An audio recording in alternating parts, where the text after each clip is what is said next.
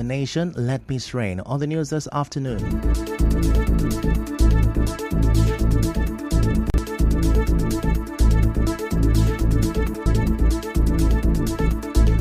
Pro-Fubara weekend lawmakers hold separate sit-ins today.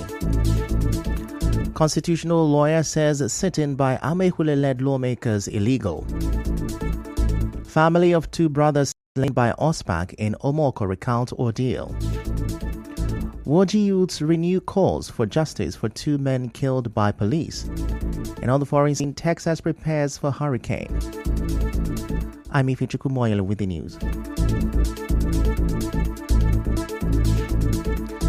The Victor Oko-Jumbo-led House of Assembly has screened and confirmed Emmanuel Frank Fubara as a commissioner-designate. The House screened and confirmed the commissioner nominee this morning during a sit-in held at the hallowed chambers of the River State House of Assembly auditorium.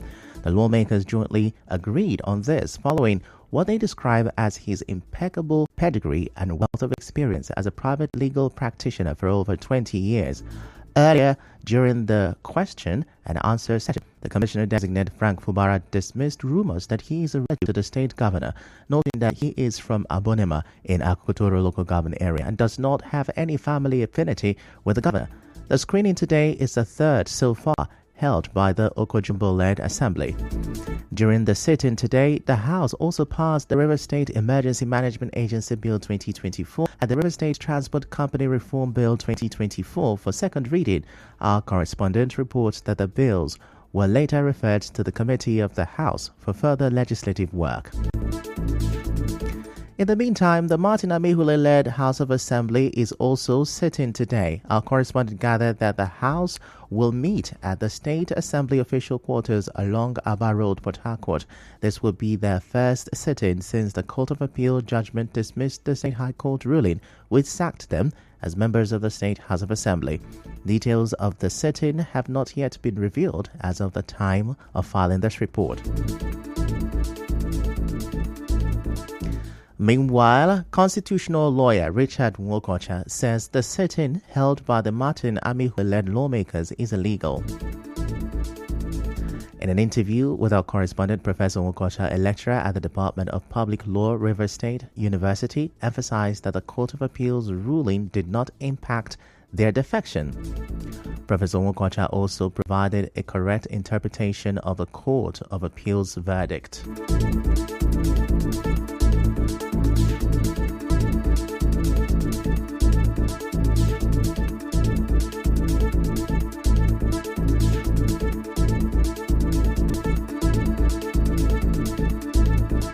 One is parading, one is sitting. Those that are legitimate members of the House are sitting. Those that are no longer members of the House are parading themselves. The order removed is order restraining them from parading. So the order having been removed, they are simply parading. It has not changed their status. It does not affect what happened in 2023. The proper interpretation is return to where you were before the court made the order. Is that order that was thrown out because the Court of Appeal felt that the court that made the order did not have jurisdiction. Meaning that you can seek to the court that has jurisdiction to go and pursue it.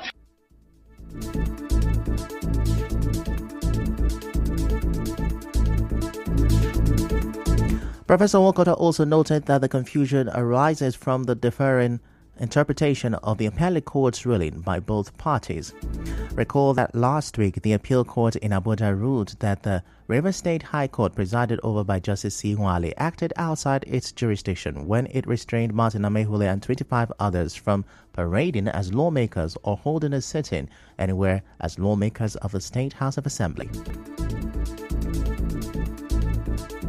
Now, away from that, the family of two brothers, Collins and Newman Ogoji, killed by a local vigilante group known as Onelga Security and Peace Advisory Committee (OSPAC) in Omoko, is recounting the ordeal.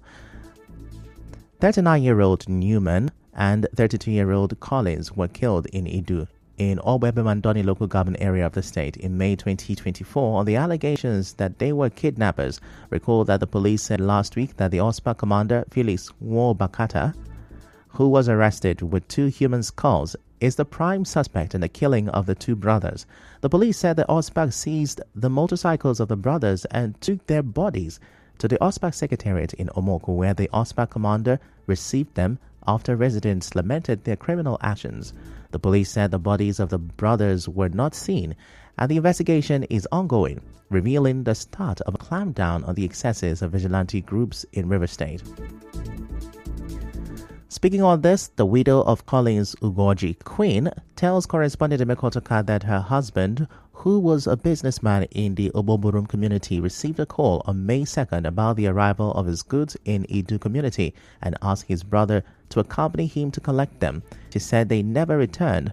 Queen said her family later saw the dismembered bodies of the brothers on social media. She said that despite effort to recover their bodies from Ospak, the group denied any knowledge of the incident.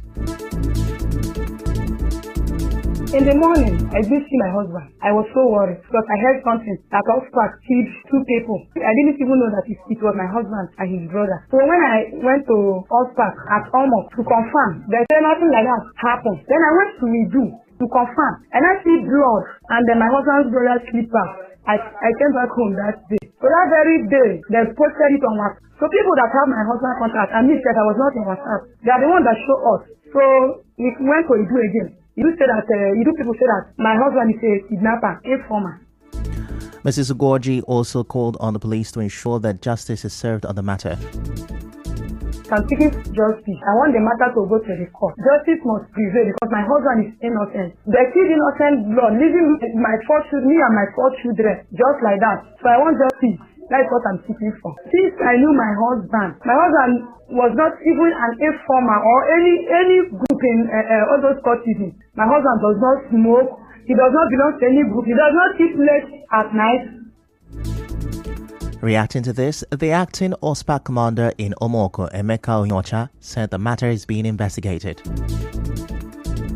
We on our own, we are still investigating to find out the real truth that actually happened that particular day. We are from the community, we know the terrain of the community, so we are still consulting to ensure we get to the root. We want to really know what transpired that day, to get the truth and to know where those spots are. That is our position for now.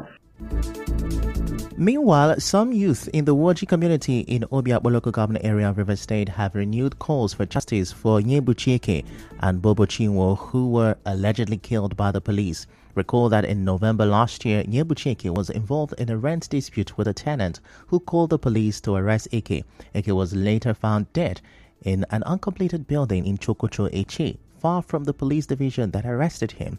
The incident sparked a protest that resulted in the death of another youth, Bobo Chinwo. Speaking on this, a youth leader in the community, Ezobola Ogu, called on the Inspector General of Police, Kayode Ewetoku, to intervene and ensure that the officers responsible for the death of these 2 youths are brought to justice.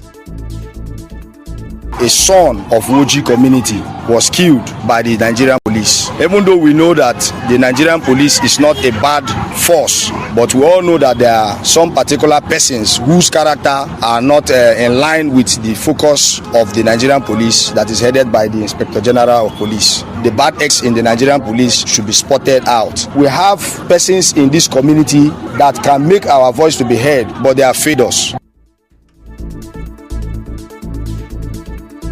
Some relatives of the victims said their families are still in pain and demand justice. It has been a very painful loss because up to now, the mom, she's not feeling fine. Every day she keep on crying, where's my son, where's my son? I feel very bad since then. The widow is there, she's there crying. The people that they have left are helpless. So many of them now can hardly feed. Let Mr. President, the Senate President, people who believe in as the hope of the common man, the governor of the state, who is the chief security officer, should please come to our aid. The police have yet to react to this. Staying with crime stories, some residents of Port Harcourt are seeking the attention of the River State Police Command following last week's armed robbery incident along Psychiatric Hospital Road. In an interview with our correspondent, some residents of Rumiwo recounted how armed robbers in a Toyota Corolla saloon car targeted a POS operator and a supermarket in the area last Thursday night, escaping without interruption. The residents said the incident marks the second time provision stores in the area have been attacked. They, however, called for enhanced police surveillance to prevent further incidents. saw people running. Upon looking down to the place, I saw the robbers. They robbed a POS woman. When the POS woman raised the alarm, that one of the provision shop wanted to, looking at what happened. And then I pointed him gun and robbed him as well. Then I entered their car, because they were holding gun and nobody had that courage to come close to them. That particular person that they robbed, the provision guy, this is the second time they've robbed him. Some group of men, they are putting on black and black. So they went to the first lady that was doing POS. They told the lady to give them the POS bag. They told her not to raise the alarm, if not they will shoot her. So that's how she gave them the POS bag. Then they went to the next guy that was selling provision. They took the carton that he normally puts money, his phone, and some money. The police have yet to comment on this. Still to come, petrol scarcity resurface in Lagos, Abuja, others. Stay with us.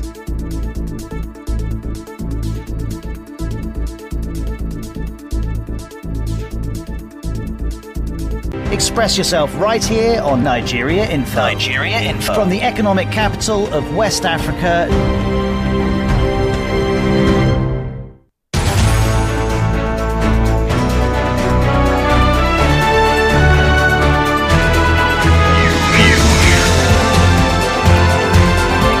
This is the news on 92.3 Nigeria Info.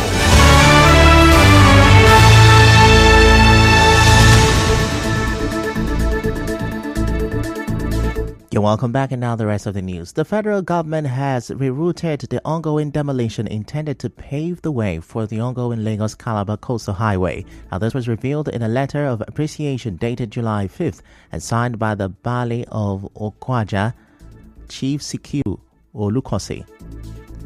The demolition would have seen nothing less than 2,000 homes in the Okwaja community in Etiosa local government area of Lagos State pulled to the ground. The community appreciated President Bola Tinubu and the Minister of Works, David Umahi, for the recent decision to reroute the coastal road project.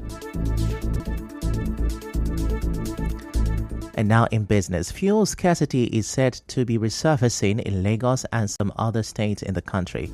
The Punch reports that in Abuja and nearby states, the shortage have worsened, with some filling stations selling petrol for up to 900 naira per litre.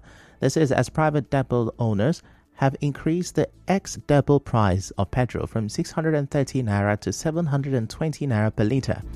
Many filling stations in Lagos, Ogun and other states have run out of stock, refusing to buy the high-priced fuel. And now in sports, Chelsea's new head coach Enzo Maresca has expressed his readiness to improve the team and compete for titles.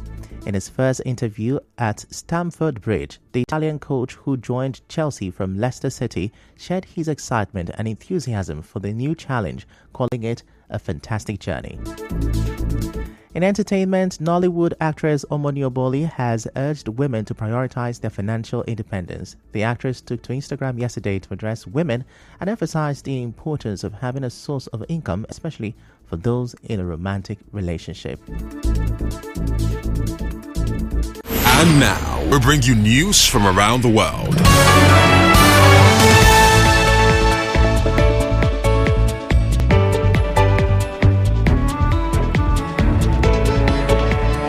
And now Texas is preparing for Hurricane Beryl today. The hurricane is said to have strengthened and is expected to bring destructive wind up to inches of rain. Major ports in the state have closed and residents have been warned of potential widespread power outages.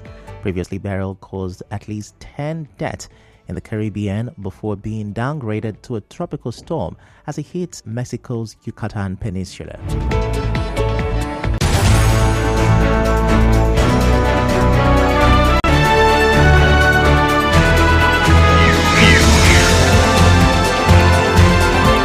This is the news on 92.3 Nigeria Info.